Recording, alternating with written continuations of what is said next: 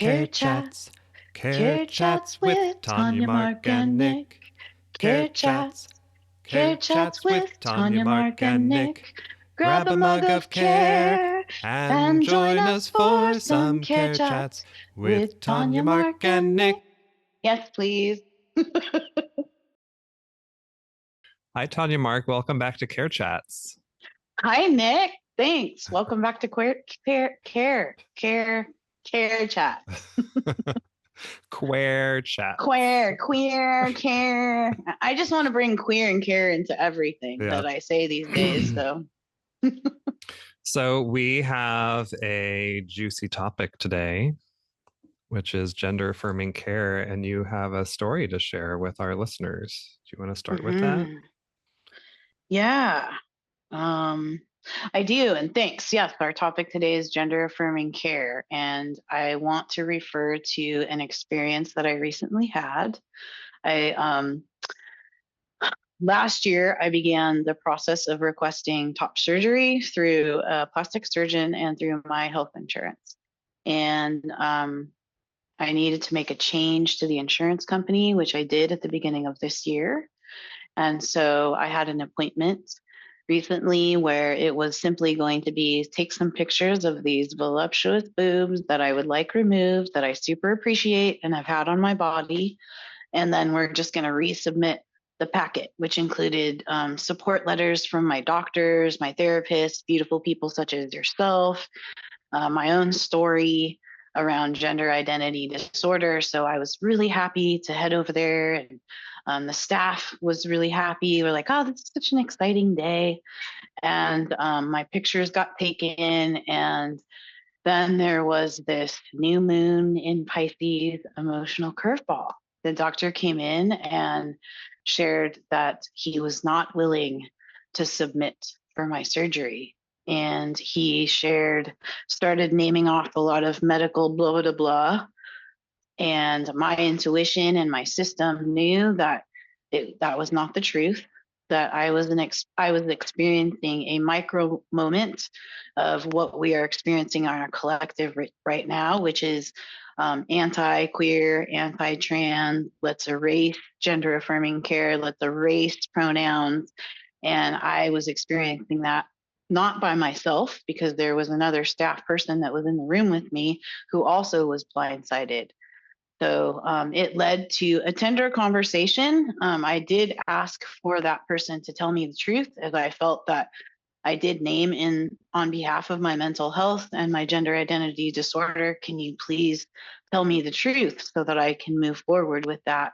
And that person declined to do so. And so I had a conversation with some of the staff who communicated with me that they too were blindsided, that they hadn't realized that the doctor had made that decision. So that's why we're here today for the Care Chat, because this is something that is impacting a lot of people in many ways. And so, yeah.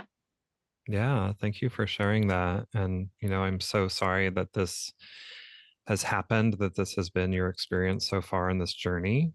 And I know that it's not over. So I just want to send you a lot of support and care as you continue on this journey and navigate this curveball. Because I know what this is like. I have close friends and clients who have gone through this, and I know that it's really important for the way that you see yourself in your body, your mental health, how you move through the world, how comfortable you feel moving through the world, being in your body. And I just want to name that this is about a lot of different things. This is about, body autonomy, not just for trans people, but for all people, especially people who are assigned female at birth. And it's about honesty, and it's about the ability to be honest. And it's about the ways that not just patients, but also medical practitioners are having to behave because they want to protect themselves too. Right. Right. And yeah. That's another story for another day, but I also just want to name that too, that we're all navigating very complicated, sticky, tricky times, and it's not, yes, it's really messed up. Yes, it is. And I really appreciate you naming all of it, right? That's the key.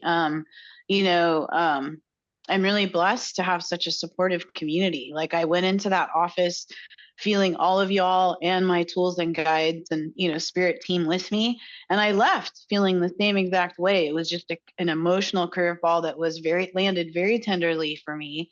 I could feel my inner children, both Tanya and Mark. I do identify as a two-spirit person, so I could feel both of them just really sad, Mm-hmm. and then the sadness was actually deeper, Nick, because then in that moment, I remember sitting in the chair as I was putting on, my clothing, back on my clothing, and the conversations were done. So it was just time for me to exit.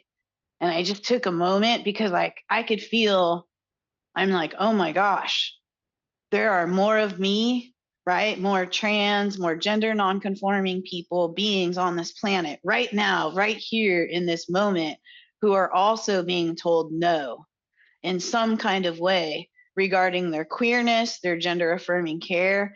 And then that's when the sadness was just so deep, right? Because I'm like, holy shit, this is so sad. And then I thought about our ancestors, the folks who came before me who didn't have these opportunities, right? Of pronoun, all of the things that queerness has now, brought these opportunities for people to live their authentic selves. It also took me back to my ancestors, including one of my relatives, right? Great aunts who, their own queer story. Like, it took me back to the folks that came before us who also struggled with Mm-hmm. how to live authentically as their queer selves. And holy moly. And then I was also filled with gratitude, so it was like this sadness.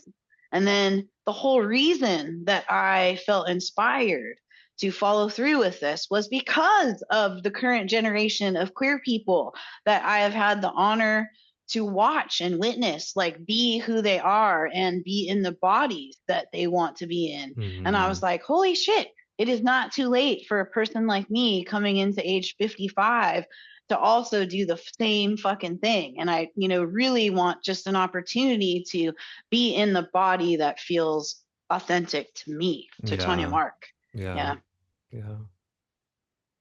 So maybe let's just take a breath and breathe into our bodies, Yes. shimmy and Yes. shake and release any of that Whew. anger, frustration, grief, trauma, and also really feeling into our joy of what we That's know and right. our truth of what we know the truth of our bodies to be, even though they may not be in the shape we want them to be in right now, Mm-hmm.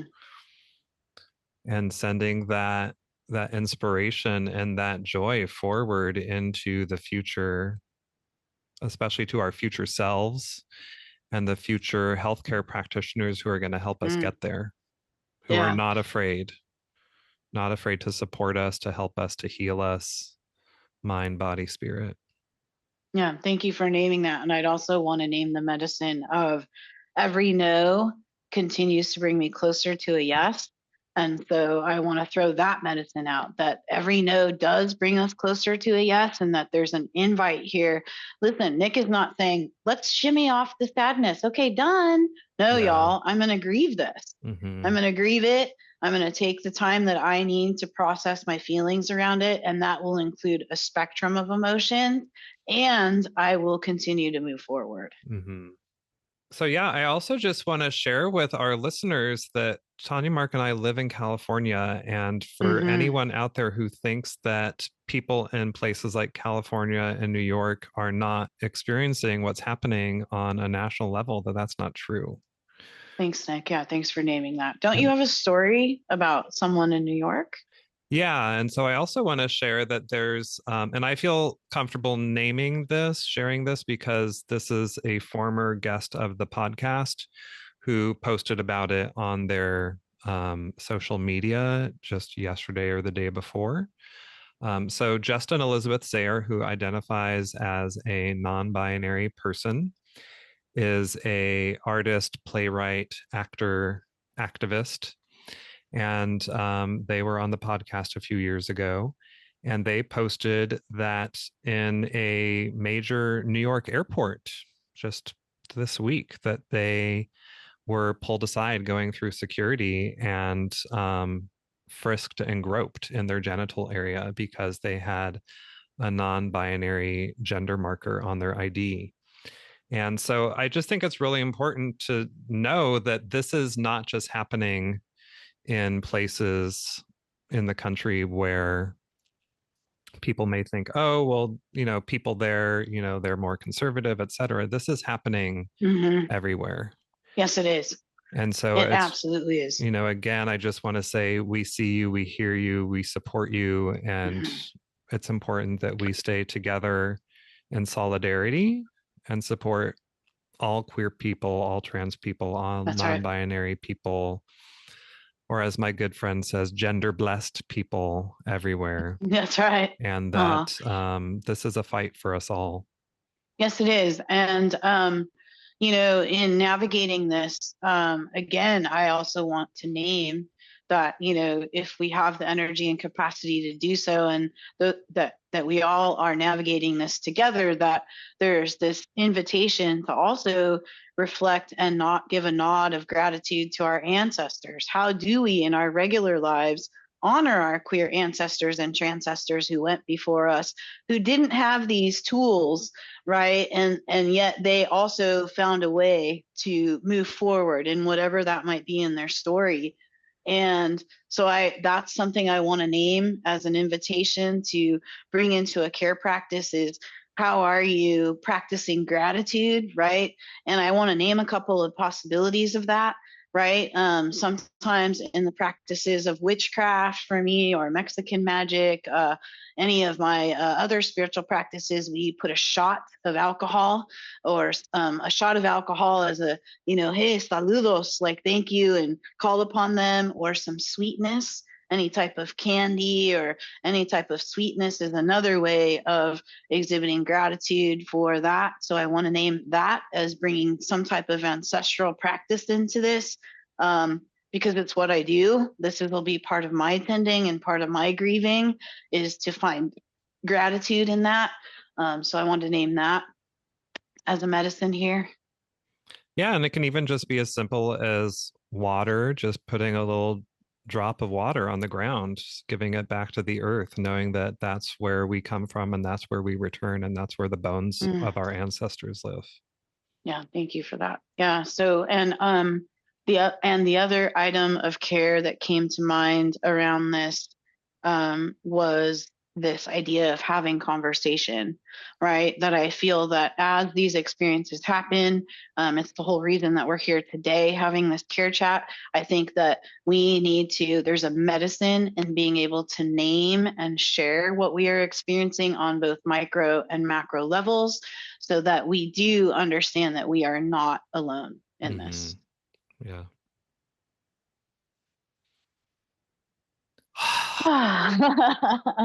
Yeah. Oh, Big breath. man. Maybe some exhales with some sighs. Yeah. Whew. Well, thank you for sharing that today with us, TanyaMarck. Yeah, thanks. And just the way it lines up, we have a care circle tomorrow morning, March 1st.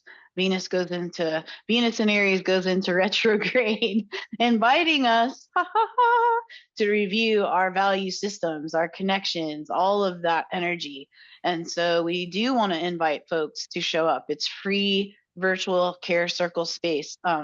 It's facilitated by Nick and I, and it's such a beautiful community. It's global, and we come together and we practice care. And tomorrow we'll be breathing and meditating and moving. Yeah, and if you can't make it live, there's recordings here on the podcast from the past, or just wait a couple days and another one will pop up.